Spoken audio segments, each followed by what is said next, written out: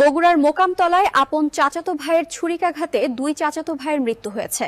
একজন মৃত্যুর সাথে পাঞ্জা লড়ছেন হাসপাতালে। এ ঘটনায় একজনকে গ্রেফতার করেছে পুলিশ। বিস্তারিত দেখুন ডেস্ক রিপোর্টে।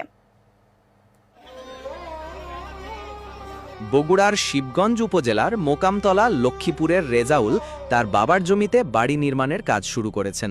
তবে এই জমি নিয়ে চলছিল তিন ভাইয়ের দীর্ঘদিনের দ্বন্দ্ব। সেই দ্বন্দ্বে আজ প্রাণ গেল দুই ভাতিজার। এই জায়গা নিয়ে বেলা সামান্য একনের জন্য এসিন কত হয়তো আমার জায়গা একটু সমস্যা, আপনারা একটু ইয়ে করলেন, সাইড করলেন, এলে হয়তো সাদা বাস্তা কত তুমি মেরে হেলেন। এই কয়ে মনে করেন হচ্ছে আনাটাকে এসিনও চাকু আছে, পঞ্চাশ চাকু চলে গেছে। এসিন তো এটি স্পটে ডেট হয়তো ভ্যানত তুলতে তুলতে মারা গেল। পরে ওই সঙ্গে বাউল হাট থেকে আসছে, আসে ঘরের মধ্যে ঢুকছে। ওই সঙ্গে ভাত খাওয়ার তো ওই সঙ্গে আতালে বাতলে চাকু আছে। স্থানীয়রা জানায় রেজাউল তার দুই ছেলে রাব্বি ও রাহাতকে সাথে নিয়ে ধারালো অস্ত্র দিয়ে হামলা চালায় ইয়াসিন ও সুমনের উপর। তাদের ছুরিঘাতে ঘটনাস্থলেই মারা যায় ইয়াসিন।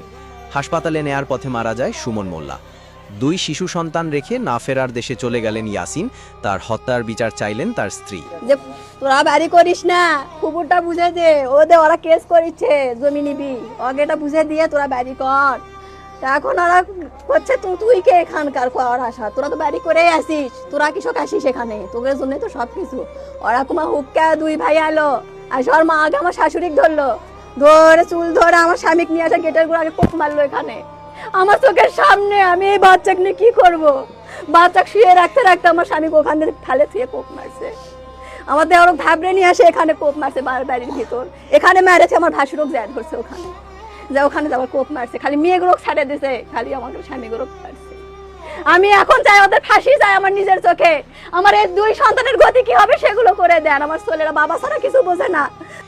এদিকে এই হত্যাকাণ্ড পরিকল্পিতভাবে করা হয়েছে বলে অভিযোগ সুমনের মায়ের। চাকু ওদিনকে চাকু বানিয়ে নিয়েছে তিনটে চাকু বানিয়ে নিয়ে এসে সে চাকুর ধার দিতে থাকি, বলছে এই চাকু কি করবো, কাক যাবো করবো, পক্কা চাকুর কাম আছে।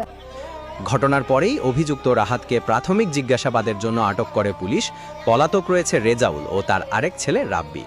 আমরা ঘটনা সংশ্লিষ্ট আমরা কয়েকজনের নাম পেয়েছি, তার মধ্যে আমরা একজনকে আমরা আটক করতে পেরেছি, আর বাকি যারা আছে তারা পলাতক আছে। আমরা তদন্ত সাপেক্ষে কারা কারা এই মামলায় হত্যাকাণ্ডের সঙ্গে জড়িত আমরা তাদের বিরুদ্ধে আইনগত ব্যবস্থা নিই।